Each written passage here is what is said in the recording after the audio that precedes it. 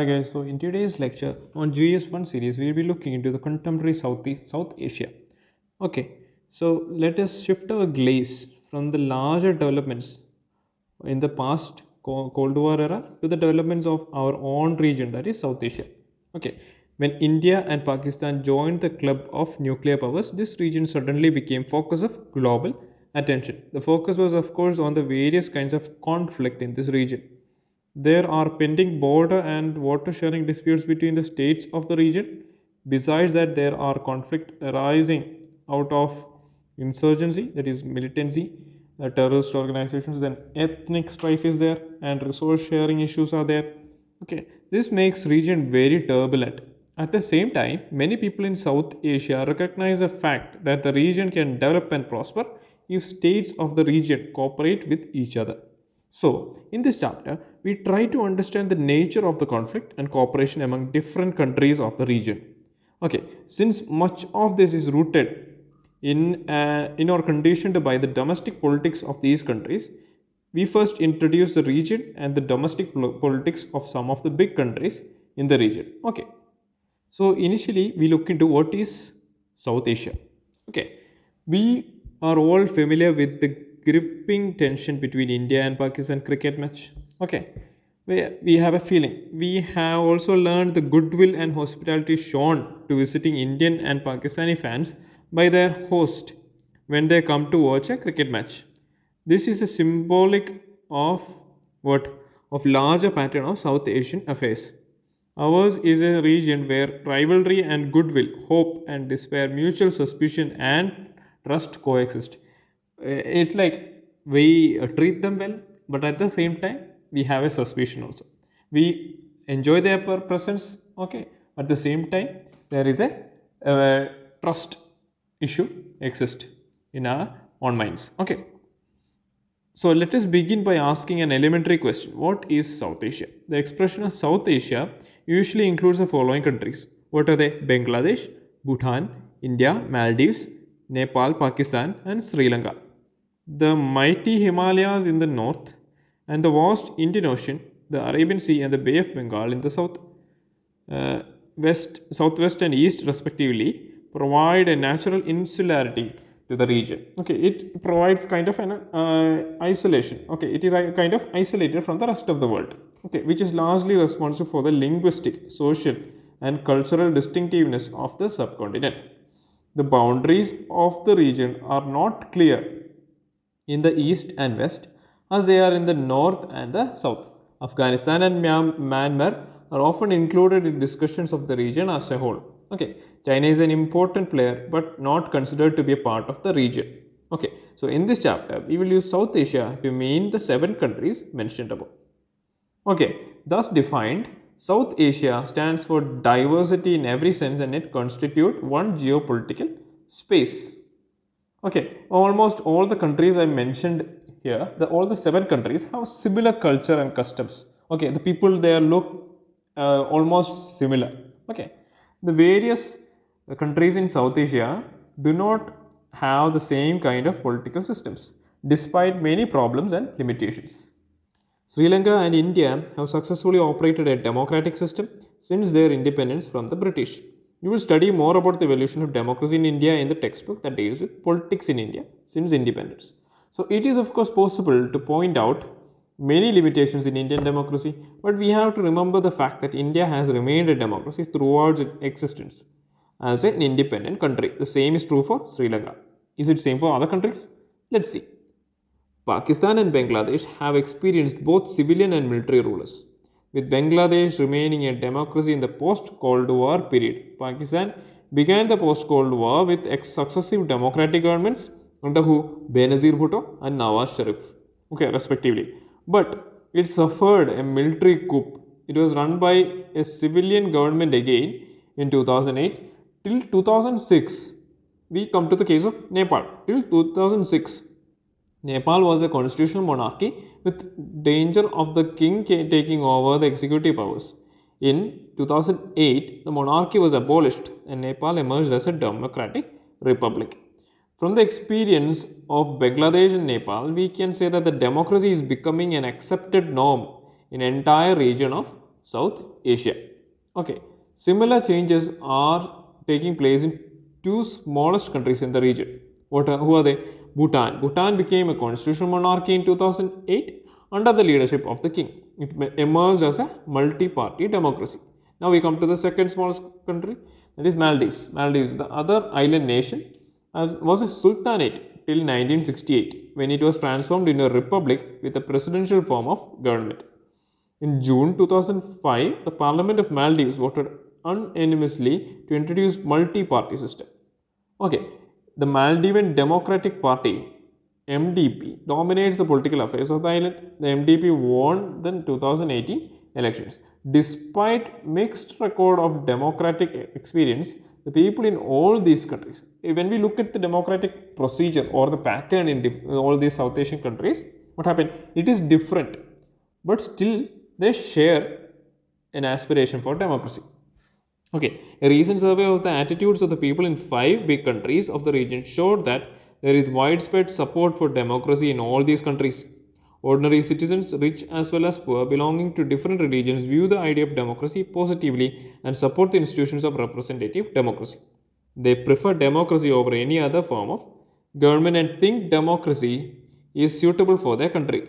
These are significant findings, for it was earlier believed that democracy could flourish and find support only in prosperous countries of the world. So, this is a figure. Democracy is preferred over dictatorship everywhere except in the case of Pakistan. In Pakistan, there are people who support, dictatorship more. Okay, see over here. Here, Bangladesh supports democracy, India supports, Nepal is there, Pakistan it is low, and Sri Lanka also supports. All the 4 countries support democracy, while in Pakistan we can see that sometimes of all the 5 countries, 14 it is the largest number. Okay, and it doesn't matter to me is also higher in Pakistan. They don't care about what kind of government is there in that country. Okay, so very suitable cases of democracy we can see over here. 92, all these aspect is there.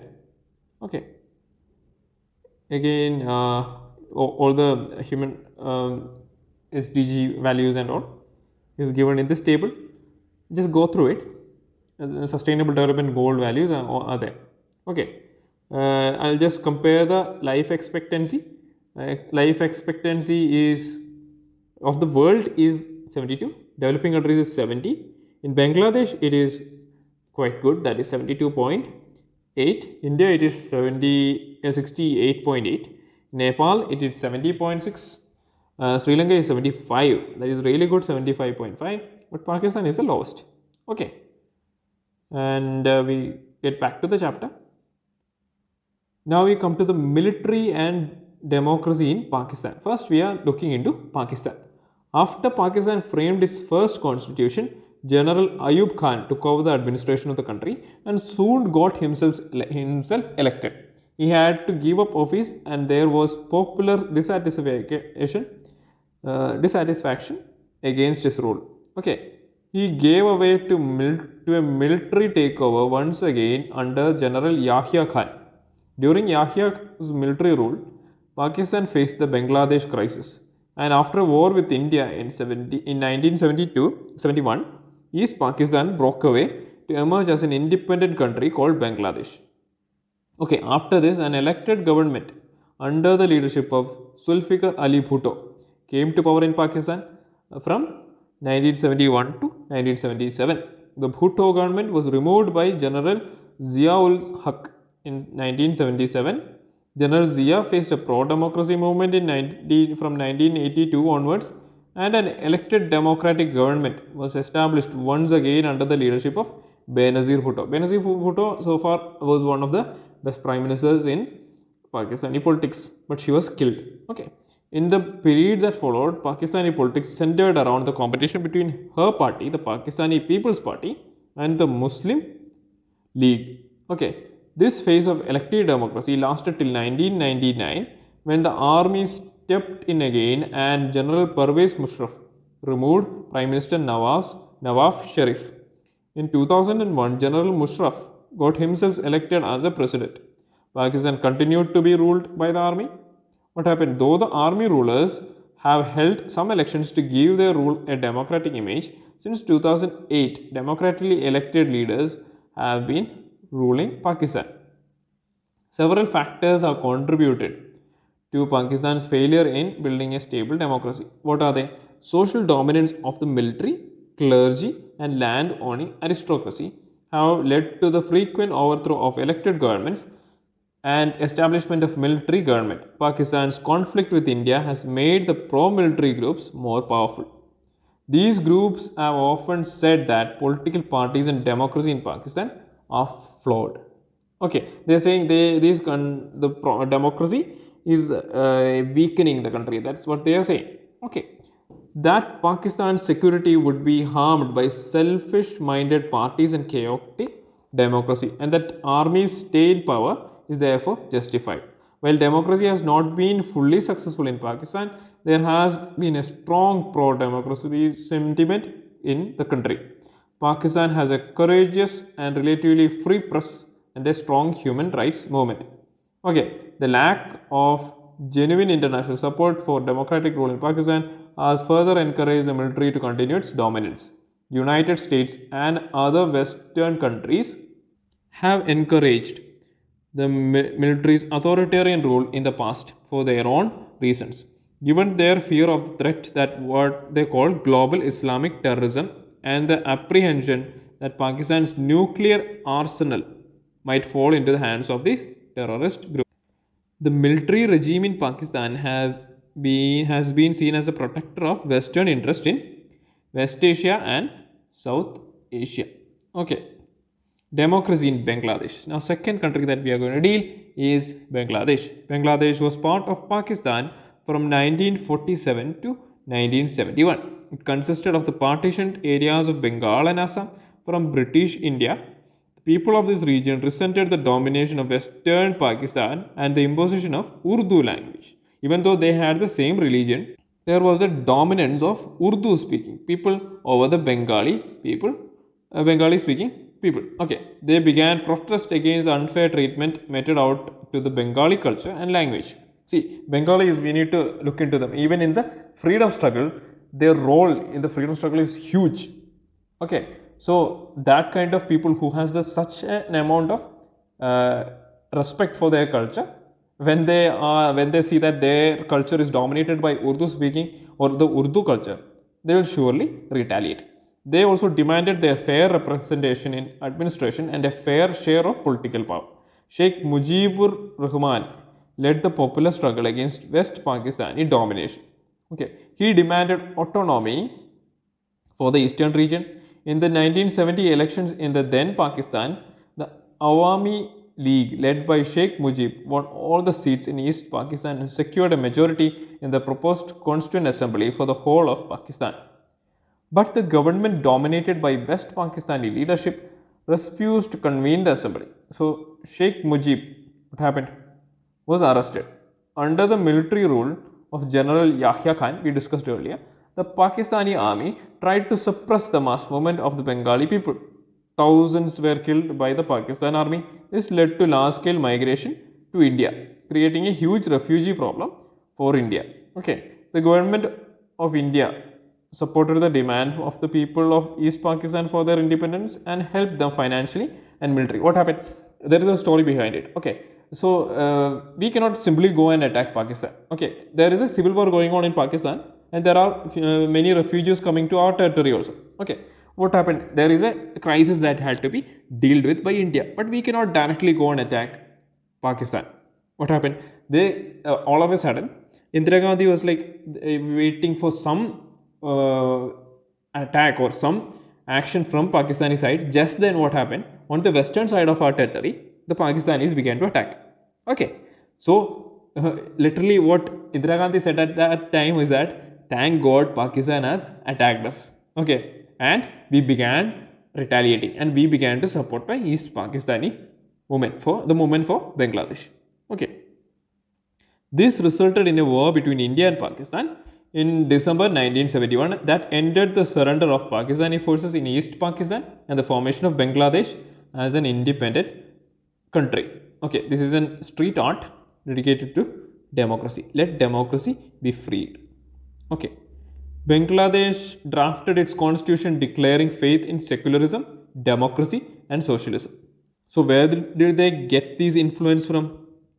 At that time, we were supporting socialism. Secularism was also there in our constitution. So, we can say that with Indian influence, we can say Bangladesh drafted a constitution. However, in 1975, Sheikh Mujib got the constitution amended to shift from parliamentary to presidential form of government. He also abolished all parties except his own, the Awami League. This led to conflicts and tensions. In dramatic and tragic development, he was assassinated in a military uprising. In August 1975, the new military leader Ziaur Rahman formed his own Bangladesh National Party and won elections. In 1979, he was assassinated and another military takeover followed under the leadership of Lieutenant General H.M. Irshad. The people of Bangladesh soon rose in support for the demand of democracy. Okay, students were in the forefront. Irshad was forced to allow political activity on a limited scale. He was later elected as president for 5 years. Mass public protest made Irshad step down in 1970. Elections were held in 1990. Okay, elections were held in 1991. Since then, representative democracy based on multi-party elections have been working in Bangladesh. Okay, now we come to monarchy and democracy in Nepal. Nepal was a Hindu kingdom in the past and then a constitutional monarchy in the modern period for many years.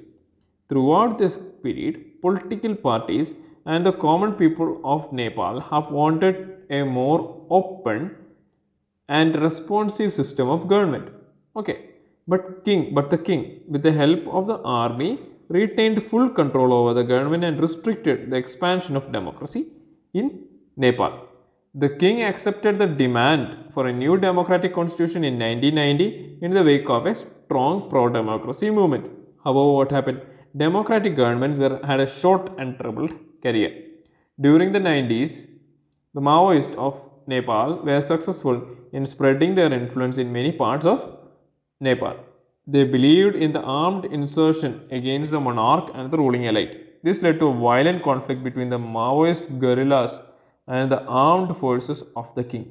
So, this led to what? This led to a triangular conflict among the monarchist forces, the Democrats, and the Maoists. In 2002, the king abolished the parliament and dismissed the government, thus ending even the limited democracy that existed in Nepal. So this led to a triangular conflict among the monarchist forces, the Democrats and the Maoists. 2002, the king abolished the parliament and dismissed the government, thus ending the limited democracy that existed in Nepal. Okay.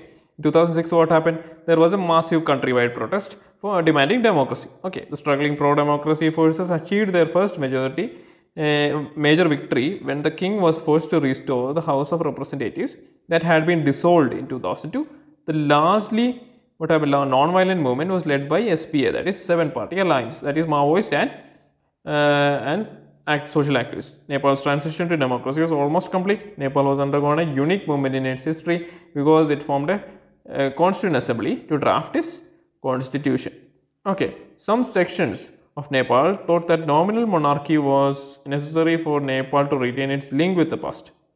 The Maoist groups agreed to suspend armed struggle. They wanted the constitution to include the radical programs of social and economic restructuring. All the parties in SPA, that is 7-party alliance, did not agree with this program. The Maoist and some other political groups were also deeply suspicious of the Indian government and its role in the future of Nepal. In 2008, the Nepal became a democratic republic after abolishing monarchy. In 2015, it adopted a new constitution. Okay, now ethnic conflict and democracy in Sri Lanka. Okay, we have already seen Sri Lanka has retained democracy since its independence in 1948. But it faced a serious challenge, not from military or monarchy, but rather from ethnic conflict leading to demand for secession by one of the regions. So, after its independence, politics in Sri Lanka, it was then known as Ceylon. Okay, it was dominated by forces that represented the interest of the majority Sinhala community. They were hostile to a large number of Tamils who had migrated from India to Sri Lanka. and settled there. Okay, they were migration was due to they wanted plantation workers and all in Sri Lanka. So many Tamils migrated to Sri Lanka. This migration continued even after independence. And the Sinhala nationalists thought the Sri Lanka should not give cessions to the Tamils because Sri Lanka belongs to the Sinhala people only. The neglect of Tamil concerns led to a militant Tamil nationalism.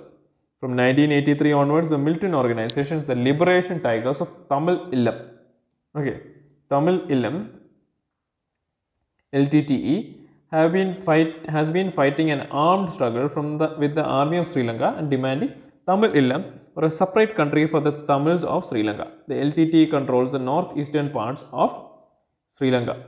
The Sri Lankan problem involves people of Indian origin, and there is a considerable pressure from the Tamil people in India to the effect that the Indian government should protect the interest of Tamils in Sri Lanka. What happened?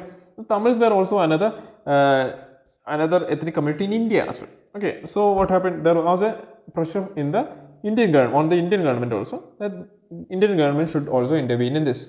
So the government of India has from time to time tried to negotiate with Sri Lankan government on the Tamil question. But in 1987, the government of India for the first time got directly involved in the Sri Lankan Tamil question. India signed an accord with Sri Lanka and sent troops to stabilize relations between Sri Lankan government and the Tamils. Eventually, the Indian army got into a fight with the LTT. The presence of Indian troops was also not liked much by the Sri Lankans. They saw this as what? They saw this as an attempt by India to interfere in the internal affairs of Sri Lanka. In 1989, the Indian peacekeeping force pulled out of Sri Lanka without attaining its objective. Okay, the Sri Lankan crisis continued to be violent. However, international factors, particularly the Scandinavian countries such as Norway and Iceland, tried to bring the warring groups back to negotiations. Finally, the armed conflict came to an end as the LTT was vanquished in 2009. Okay, this is in a cartoon that Rajapakse is trying to balance between the interest of Sinhala, that is represented by the lions, and the LTT, that is the Tamil tigers. Okay, in spite of the conflict, the Sri Lanka has registered considerable economic growth and recorded in high levels of human development. Sri Lanka was one of the first developing countries to successfully control the rate of growth of population. The first country in the region to liberalize the economy, and it has had the highest per capita gross domestic product for many years right through the civil war. Despite the ravages of the internal conflict, it has maintained a democratic political system. The India-Pakistan conflict. Let us now move from domestic politics and take a look at some of the areas of conflict with international relations of this region. The post-Cold War era has not meant the end of conflict and tensions in this region. We have already noted the conflict around internal democracy and ethnic differences, but there were also some very crucial conflict of international nature. Given the position of India in this region, most of this conflict involved India because we share land boundary and sea boundary with most of the countries. Okay, in the region, most silent and overwhelming of this conflict is of course the one between India and Pakistan. Soon after the partition, the two countries got embroiled in conflict over the fate of Kashmir. The Pakistani government claimed that Kashmir belonged to it. Wars between India and Pakistan in 1947 to 48 and 1965 failed to settle the matter. In 1947 to 48, war resulted in the division of the province into Pakistan occupied Kashmir and the Indian province of Jammu and Kashmir divided by line of control. In 1971, India won a decisive war against Pakistan, but the Kashmir issue remained unsettled. India's conflict with Pakistan is also over strategic issues like the control of Siachen and glacier and over acquisition of arms. The arms race between two countries assumed a new character with both states acquiring nuclear weapons and missiles to deliver such arms against each other in the 1990s. In 1998, India conducted nuclear explosion in Pokhran. Pakistan responded with a few days by carrying out nuclear tests in Changai Hills. Since then, India and Pakistan seem to have built a military relationship in which the possibility of direct and full scale war has declined. But both the governments continue to be suspicious of each other. The Indian government has blamed the Pakistan government for using strategy of low-key violence by helping Kashmiri militants with arms, training, money, and protection to carry out terrorist strikes against India. The Indian government also believes that Pakistan had aided the pro Khalistani militants with arms and ammunition during the period of 1985 to 1995. Its spy agency, Inter Services Intelligence (ISI), is alleged to have involved in various anti-India campaigns in India's northeast, operating secretly through Bangladesh and Nepal. Okay. The government of Pakistan, in return, blames Indian government and its security agencies for fomenting trouble in the provinces of Sindh and Balochistan. India and Pakistan also have had problems over the sharing of river waters. Until 1960, they were locked in fierce arguments over the use of rivers of Indus Basin. Eventually, in 1960, with the help of World Bank, India and Pakistan signed the Indus Water Treaty, which has survived to this day in spite of various military conflict in which two countries have been involved. There are still some minor differences about the interpretation of Indus Water Treaty and use of the river waters. The two countries are not in agreement over the demarcation line in Sir Creek in the Rann of Kanch. Okay. The dispute seems minor, but there is an underlying worry that how the dispute is settled may have an impact on the control of sea resources in the area adjoining Sir Creek. India and Pakistan are holding negotiations on all these issues. Okay, now India and its other neighbors. The government of India and Bangladesh have had differences over several issues, including sharing of Ganga and Brahmaputra river waters. The Indian government has been unhappy with Bangladesh's denial of illegal immigration to India.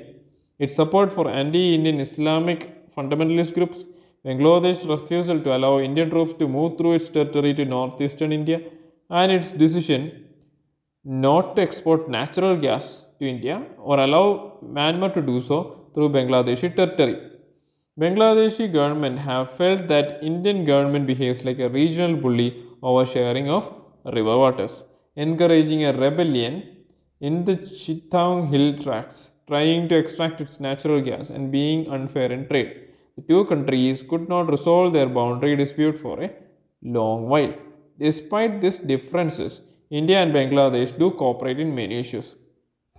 In most of these countries in South Asia, we have our differences between these countries. There are terrorist issues, there are Islamic fundamental issues, there are anti-national issues, there are river disputes, there are resource sharing issues, but still there are proper economic relations have improved, which have improved considerably in the last 20 years. Bangladesh is a part of India's Look East policy that wants to link up with Southeast Asia via Myanmar. Okay, on disaster management and environmental issues, the two states have cooperated regularly. In 2015, they exchanged certain enclaves. Efforts are on to broaden the areas of cooperation further by identifying common threats and being more sensitive to each other's needs. Nepal and India enjoy a very special relationship that has a very few parallels in the world. A treaty between two countries allows the citizens of the two countries to travel to and work in the country without visas and and what and passports. Despite the special relationship, the governments of the two countries have had trade related disputes in the past. The Indian government has often expressed displeasure in the warm relationship between Nepal and China at the Nepal government's inaction against anti-India elements.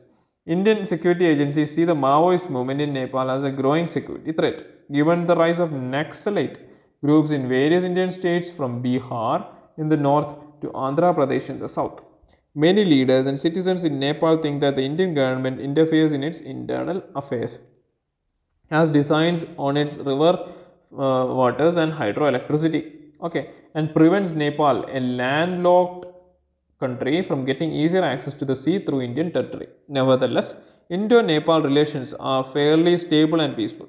Despite differences, trade, scientific cooperation, common natural resources, electricity generation, and interlocking water management grids hold the two countries together. There is a hope that the consolidation of democracy in Nepal will lead to improvements in the ties between the two countries.